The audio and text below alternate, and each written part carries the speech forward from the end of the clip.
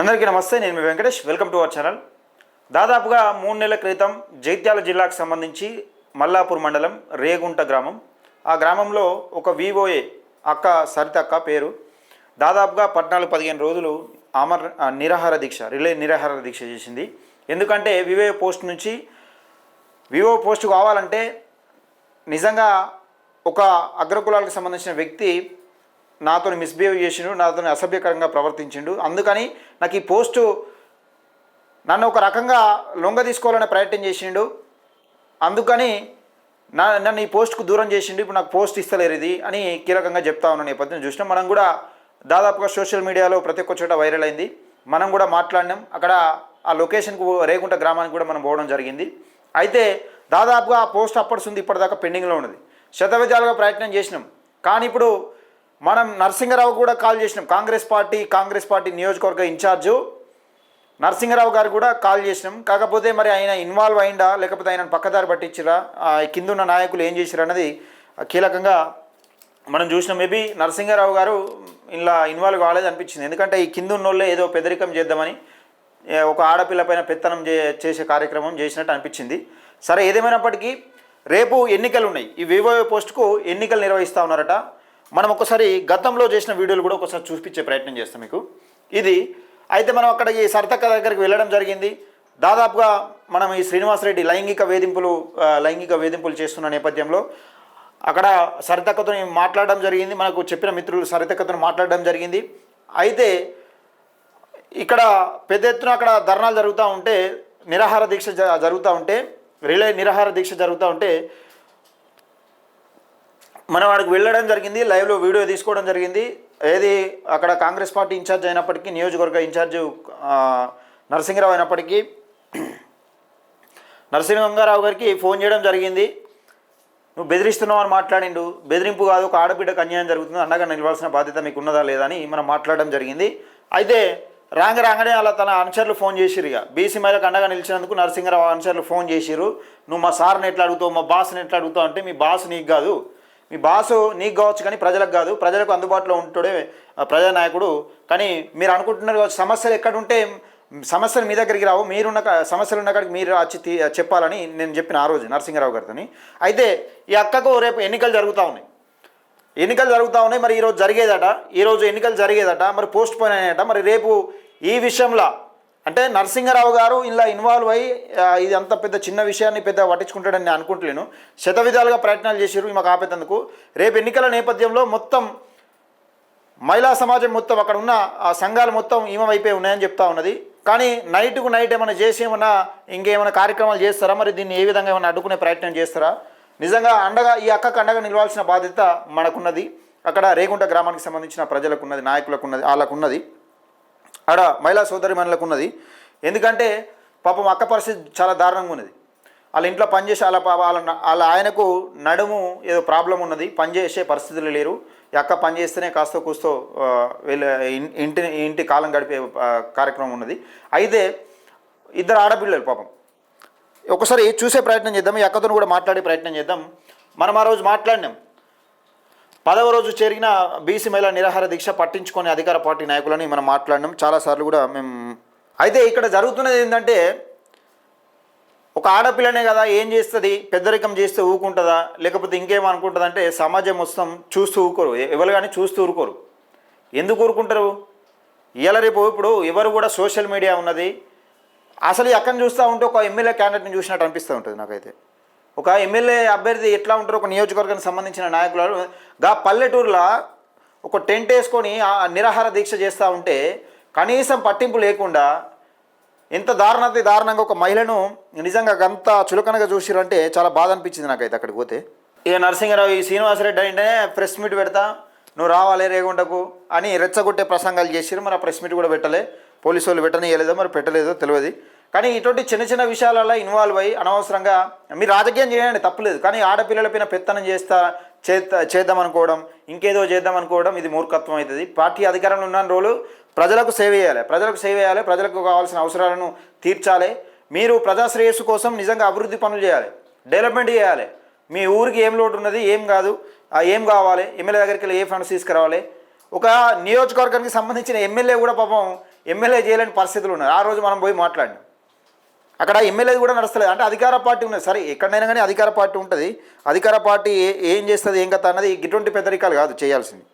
Hello అన్న. అక్క నమస్తే, లైవ్లో ఉన్నా అక్క. అన్న నమస్తే. ఏందక్క రేపు ఎన్నికలా? ఇప్పుడు ఎట్లా ఎట్లా ఓటింగ్ పెడతారా ఎట్లా? అన్న ఇప్పుడు నా మీద వేరే వివోయే పని చేస్తున్నా అని రోజు ఆఫీస్ కు ఆమెను పిలిపించుకుంటుండ్రు. నేను పని చేస్తున్నా అని చెప్తుంది. ఎట్లా ఎట్లా పని చేస్తుందట? నేను నాది ఆన్లైన్ అయింది, నేను సీఏకి ఎక్కినా అని వేరే ఆమె చెప్పుకుంటుంది. అయితే నేను ఇక మన సంఘాలలో మొన్న చీరలు వంచుతామని గ్రామ పంచాయతీలో తాటిపాముల విమల అని సీసీ గారు వచ్చిండ్రు. విమల అనేటామె చీరలు వంచుతా అని అక్కడికి గ్రామ పంచాయతీలో సర్పంచ్ గారు ఉప సర్పంచ్ గారు అందరు ఉన్నారు. ఉన్నప్పుడు నేను మహిళా సంఘాలలో కొంతమంది అక్కడికి పోయినాం.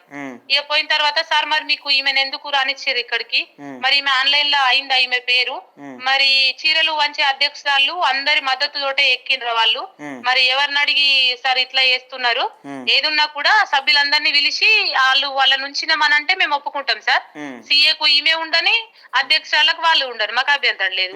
మరి అట్లా కాకుండా సార్ వీళ్ళు అటు ఇటు కాకుండా మేము ఉన్నామని చెప్పుడు సంఘాలకు పని నడవకపోవడం ఏ సార్ అని నేను అన్నాక నేను సంఘాల వాళ్ళు ఉండి మాకు ఏదున్నా మాకు ఓటింగ్ పెట్టుర్రి, ఈమె అధ్యక్షురాలకు మేము సంతకాలు పెట్టలేము, కొత్త సీఏకు మేము సంతకాలు పెట్టలేము, మాకు లోపల ఏం జరుగుతుందో మాకు తెలియదు, మాకు ఏదున్నా సభ్యులకు ఓటింగ్ పెట్టుర్రి, ఓటింగ్ పెడితే మేము మాకు ఓళ్ళు కావాలన్నా మేము ఓట్లు వేసుకుంటాం, కొత్త సీఏనా పాత సీఏనా అని అన్నారు అన్న.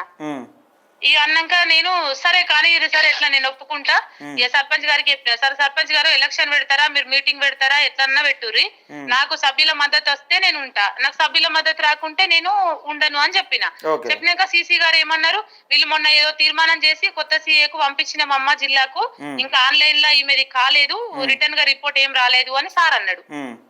సార్ మరి రాంటి ఈమెను ఎందుకు చేయించుకుంటారు సార్ పని, విలేజ్ లో ఇంకా మీకు సపోర్టింగ్ కావాలంటే వేరే వాళ్ళు ఉంటారు కదా సార్, నా మీద పోటీకి వచ్చిన ఆమెనే మీరు ఆఫీస్ కు నిన్న కూడా రివ్యూకు రమ్మన్నారట, ఎందుకు రమ్మన్నారు సార్ అని నేను అన్నా. అంటే కాదమ్మా ఆమె బీకేగా పని చేస్తాను వచ్చిందంటే నేను కూడా ఉన్నా కదా సార్, నష్టపోయింది. ఇప్పుడు నువ్వు నష్టపోయినవని నువ్వు దాదాపుగా 14 రోజులు నిరాహార దీక్ష చేసి ఇంత పెద్ద ఎత్తున రచ్చ జరుగుతూ ఉంటే కావాలని అగనిస్ట్ గా పెట్టడం ఎందుకు? ఇప్పుడు ఖాళీ ఉంటే అది వేరు సార్, మీకు అగనిస్ట్ గా పని చేయాల్సిన అవసరం లేదు కదా అక్కడ. అదే ఇప్పుడు నాకు అగనిస్ట్ గా ఆమెను రోజు ఆఫీస్ కు పిలిపించుకున్నాడు, పని చేయించుకున్నాడు, నేను ఆమె సీఏగా జాయిన్ అయినా అనుడు. ఇప్పుడు నా సమస్య నేను 17 రోజులు దీక్ష చేసిన, నాకు సభ్యుల మద్దతు ఉందో లేదో నేను క్లియర్ చేయమని చెప్పిన కదా అన్న. ఇప్పుడు నాకు సభ్యుల మద్దతు ఉంటేనే నేను పని చేస్తాను. మద్దతు లేనప్పుడు ఇప్పుడు మీకు సభ్యుల మద్దతు లేనప్పుడు మీరే మద్దతు ఇవ్వలేదు, మీరు వేరే వాళ్ళని ఎంచుకున్నారు, మీరు ఆరాంసే చక్కగా సైలెంట్గా ఉంటావు కదా ఇక. అంతే సార్ నేను చెప్పిన అన్న సీసీ గారికి చెప్పిన, సార్ మీరు మీటింగ్ పెట్టండి, సభ్యుల మద్దతు నాకు లేకపోతే నేను ఊరుకుంటా అని చెప్పిన. ఓకే క్లియర్ కదా. ఇవల్ల ఒక గ్రామ పంచాయతీ సెక్రటరీ గారు ఉప సర్పంచ్ సర్పంచ్ మేడం వార్డు మెంబర్లు అంతా కలిసి ఈ సమస్యకు ఒక పరిష్కారం చేద్దాము, విలేజ్ నష్టపోతుంది అని చెప్పేసి ఇక నిన్న ఇద్దరిద్దరు లీడర్లకు ఫోన్లు చేసిర్రు, అమ్మ మీరు ప్రొద్దున గ్రామ పంచాయతీకి రాన్రి అని చేసిరట. ఇవాళ అందరూ ఎస్హెచ్ 25 సంఘాల మంది వచ్చిరట. వచ్చిన తర్వాత రేపు మరి ఓటింగ్ పెట్టమంటారా అమ్మ, సీఎంకి ఈమె కావాలన్నా ఆమె కావాలన్నా అంటే మాకు ఓటింగే పెట్టుర్రి, మేము మాకు ఎవరు కావాలో మేము వాళ్ళకే ఓటేసుకుంటామని వీళ్ళు చెప్పిరట అన్న. మరి ఇంకేం ఇక రేపు పొద్దున సంఘాల సభ్యులు మహిళలు ఎవరైతే ఉన్నారో 15 మందికి రేపు జీపీలో పొలిటికల్ గా ఇప్పుడు పొలిటికల్ లీడర్లు ఏమైనా ఎంటర్ అవుతురా గతంలో కదా, ఇప్పుడు ఆపినట్టు ఇలా ఏమైనా ఎంటర్ అయ్యే అవకాశం ఉన్నదా? ఇక ఆయన ఒక్కడే ఇప్పుడు, అప్పుడైతే ఎవరెవరు ఇన్వాల్వ్ అయినరో వాళ్ళ తప్ప వేరే వాళ్ళు. ఈ విషయంలో మనం మాట్లాడిన తర్వాత నరసింహరావు గారు ఇంత పెద్ద చిన్న విషయాన్ని పెద్ద విషయంగా పట్టించుకొని ఆయన అంత చేయకపోవచ్చు మేబీ నాకు అనిపిస్తున్నది. ఆ సారు చేయలేడని నేను కూడా అనుకుంటున్నా కదా, ఎందుకంటే ఈ చిన్న విషయాన్ని పెద్దగా పట్టించుకోడు, ఎందుకంటే మైనస్ అవుతుంది ఆయనకి ప్రాబ్లం అవుతుంది కాబట్టి పట్టించుకోవడానికి అనుకుంటున్నా. సరే కింది స్థాయిలో ఏం జరిగినా కానీ మీ మహిళా సభ్యులు ఎవరైతే ఉంటారో నీకు అండగా నిలుస్తారని నేను తప్పకుండా అనుకుంటున్నాను, ఎందుకంటే ఒక నికార్సైన లీడర్గా పనిచేస్తున్నారు, మీకు అండగా నిలుస్తారని అనుకుంటున్నా. ఏమన్నా అవకతవకలు జరిగితే గిట్లా మళ్ళీ నరసింహరావు గారికి నేను చెప్పే ప్రయత్నం చేస్తా మళ్ళీ. ఒకవేళ ఏమైనా అవకతవకలు జరిగి నిజంగా నిబద్ధతగా ఒక పారదర్శకంగా ఒకవేళ ఎన్నికలు జరగకపోతే రేగుంటకు నేను మళ్ళీ వస్తాను నేను. సరే అన్న, నేను పొట్ట తిప్పల కోసం నేను 15 రోజులు దీక్ష చేసి ఆరోగ్యం ఇప్పుడు నష్టపోయినా అన్న. అట్లా కాదక్క, నీకు ఇంట్లో పరిస్థితులు బాగాలేవు, సరే ఒక్క పోస్టుతో అవును. ఇప్పుడు అదేమో 50,000 జీతం కూడా కాదు, నెలకు 50,000 అవును. 30,000 వస్తుంది. అవును. మీకు నన్ను కనీసం ఇంత ఇప్పుడు బాధ పెడుతున్నారన్న అసలు. ఇంట్లో వెళ్ళని పరిస్థితిలో ఉంటే, భర్త పని చేయలేని పరిస్థితిలో ఉంటే, ఇద్దరు ఆడబిడ్డలు ఉన్నారు, ఆ పక్కకెట్టి ఆ విషయాలన్నీ పక్కకెట్టి దయా జాలికి ఇంత ఏం లేకుండా నీ పట్ల రాజకీయం చేయడం అనేది ఇది కరెక్ట్ కాదు. వాళ్ళకే ఇబ్బంది అవుతుంది, ఫ్యూచర్లో వాళ్ళు ప్రాబ్లమ్స్ ఎదుర్కోవాల్సి వస్తుంది. సరే అక్క, అవునన్న. ఏదేమైనప్పటికీ మహిళా సభ్యులు నీ పక్షాన నిలుస్తారని నేను అనుకుంటున్నా, ఎందుకంటే మీరు ఒక నిఖార్సైన లీడర్గా పనిచేస్తున్నారు. మిమ్మల్ని చూస్తే ఒక విధంగా చెప్పాలంటే ఒక కాన్స్టిట్యున్సీ ఎమ్మెల్యే లాగా అనిపిస్తుంది, ఒక మహిళమైన ఎమ్మెల్యే ఎట్లుంటారో అట్లా అనిపిస్తుంది. సరే అక్క, మీకైతే తోడుకుంటారని నేను అనుకుంటున్నా సభ్యులను. ఒకవేళ తప్పకుండా ఏమైనా అన్న. తప్పిదాలు జరిగితే ఇట్లా నాకు ఇన్ఫర్మేషన్ ఇవ్వండి. సరే అన్న, నేను తప్పకుండా మీకు ఫోన్ చేస్తా. ఓకే అక్క, థ్యాంక్ యూ. ఓకే అన్న, థ్యాంక్ యూ అన్న. ఇది అక్కడ జరుగుతున్న విషయం.